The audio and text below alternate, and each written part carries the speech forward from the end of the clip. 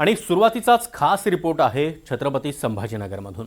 संभाजीनगरमधील वाळूज आणि चिखलठाणा एमआयडीसीतील उद्योगांना बऱ्याच अडचणी भेडसावतात। इराण युद्धानंतर परिस्थिती बिकट झाली आहे आणि यामुळे गावी गेलेले कामगार परत यायला तयार नाहीयेत। कामगार टंचाईची इतकी भीषण झाली आहे की कामगारांना आपल्याकडे ओढण्यासाठी कामगार पुरवठा करणाऱ्या कंत्राटदारांची अक्षरशः चढाओढ सुरू झाली आहे। पाहुयात त्या संदर्भातला हा एक स्पेशल रिपोर्ट।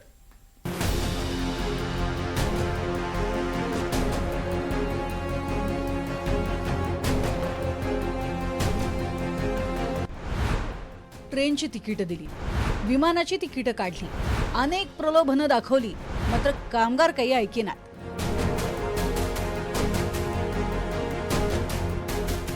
ही परिस्थिती आहे छत्रपती संभाजीनगरातल्या लहान मोठ्या उद्योगांची। इराण युद्धानंतर इंधनासह विविध संकट निर्माण झाली, ज्यामुळे महागाई वाढली। यामुळे संभाजीनगरातील कुशल कामगार आपल्या गावी परतले। गावी परतलेले कामगार परत येत नसल्यानं आणि स्थानिक कामगार कामाला तयार नसल्यानं संभाजीनगरातील उद्योग ठप्प पडण्याच्या मार्गावर आहेत। संभाजीनगरातील अंदाजे 5000 लहान मोठ्या उद्योगांना कामगार नसल्यानं फटका बसलाय। इथल्या उद्योग क्षेत्राला 30% मनुष्यबळाची प्रचंड कमतरता जाणवतीये।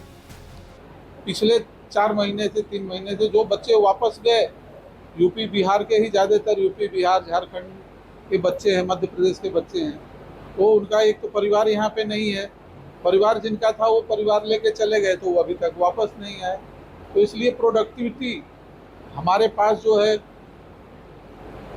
50 to 60% ही कर पा रहे हैं। छत्रपती संभाजीनगरच्या वाळूज परिसरात स्वप्नील कदम यांची तुळजा एंटरप्राइजेस नावानं कंपनी आहे। या कारखान्यात वेगवेगळ्या ऑटोमोबाईल कंपनीच्या पार्टला पेंटिंग आणि पावडर कोटिंग केलं जातं, ज्यात बजाज सारख्या कंपन्या देखील तुळजा एंटरप्राइजेसला सेवा पुरवते। पण कदम यांना देखील आता कामगार टंचाईचा फटका बसतोय। त्यांच्या कारखान्यात 3 शिफ्टमध्ये कामगार काम करायचे। एका शिफ्टला 120 पेक्षा अधिक कामगार असायचे, पण आता एका शिफ्टमध्ये 90 कामगार जमवणं देखील अवघड झालंय। कामगार टंचाई अभावी शिफ्ट चालवणं अवघड झालंय।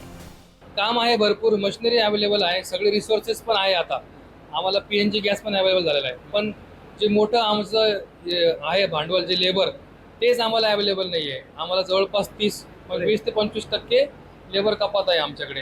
अनेक उद्योजक कामगारांना आपल्याकडे ओढण्यासाठी वेगवेगळ्या ऑफर देत आहेत। काही उद्योजकांकडनं कामगारांना परत आणण्यासाठी विशेष रेल्वेची सोय करण्यात आली आहे। त्यासाठी स्वतः कंपनीच्या मालकानं तिकीट बुक केलं, पण तरीही कामगार यायला तयार होईनात।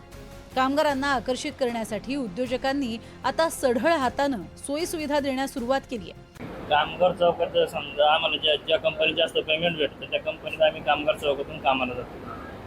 काय असतं म्हणजे काय लॉजिक म्हणजे नाश्ता पाणी सगळ्याच ऑफर दिलं। काही कंपनीत कसं जेवण देतात, काही हजार समजा 800-900 रुपये हजार देतात। ज्या कंपनीकडून समजा आम्हाला जास्त पेमेंट भेटतं एका दिवसात त्या कंपनीकडे आम्ही कामाला जातो कामगार चौकापासून। वाढीव पगार, राहण्याची मोफत खोली, मोफत जेवण आणि कंपन्यांमध्ये स्वतःची मेस सुरू करून थेट ओव्हरटाईम बोनस देण्याची प्रलोभनं सुद्धा दिली जात आहेत। पण एवढं सगळं करूनही कामगार परत यायला तयार होत नाहीयेत।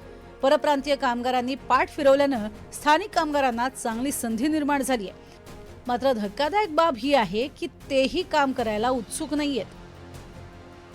नाही, आपल्याकडचे मुलं सर म्हणजे ते वेगळ्या ह्याला आहेत, त्यांना सर्व्हिस सेक्टरमध्ये जातात किंवा असं कॉन्टेंट क्रिएटमध्ये, म्हणजे जे इझी काम आहे ते त्याच्याकडे आपलं कामगार वर्ग इकडचा वळतोय। लोकल जो आपला मराठन वर्ग आहे, आता जे काही हार्ड काम आहे आपल्या फील्डमध्ये थोडेफार हार्ड काम असतात, त्याच्याकडे आपलं कामगार येतच नाही, मराठी कामगार ते हार्ड काम करण्यासाठी। तर तिथं आपल्याला हे यूपी बिहार झारखंड ओडिसा यांच्या कामगारवरतीच डिपेंडन्सी राहावं लागते। संभाजीनगरात ही स्थिती का निर्माण झाली याची आम्ही माहिती गोळा करण्याचा प्रयत्न केला। यात आम्हाला कळलं की गॅस टंचाईमुळे यूपी, बिहार, झारखंड, पश्चिम बंगालचा कामगार आपल्या गावी परतलाय। गॅस मिळत नाही आणि घरमालक इलेक्ट्रिक शेगडी वापरू देत नाही, त्यामुळे परप्रांतीय कामगारांना स्वयंपाक करणं अवघड झालंय। इंधनाचे दर वाढल्यानं दुचाकीवरनं प्रवास करणंही परवडत नाहीये। इतर राज्यांमध्ये नोकरीच्या संधी उपलब्ध झाल्यानं आणि घराजवळच रोजगार मिळाल्यानंही अनेक कामगार महाराष्ट्रात येईनासे झालेत। कंत्राटदार यांच्याकडून थेट उत्तर प्रदेश, बिहारच्या गावागावात जाऊन कामगारांना घरापर्यंत जाऊन त्यांची मनधरणी केली जात आहे। एका स्थानिक उद्योजकाने तर आपल्या कुशल कामगारांना परत आणण्यासाठी 4 लाख रुपयांचं विमानाचं तिकीट देखील बुक केल्याची माहिती समोर आली आहे. त्यामुळे हाताला काम मिळेल का म्हणणाऱ्या मराठवाड्यात कामाला हात मिळेल का अशी म्हणण्याची वेळ आली आहे. राहुल चव्हाणसह मोहसिन शेख, NDTV, छत्रपती संभाजीनगर.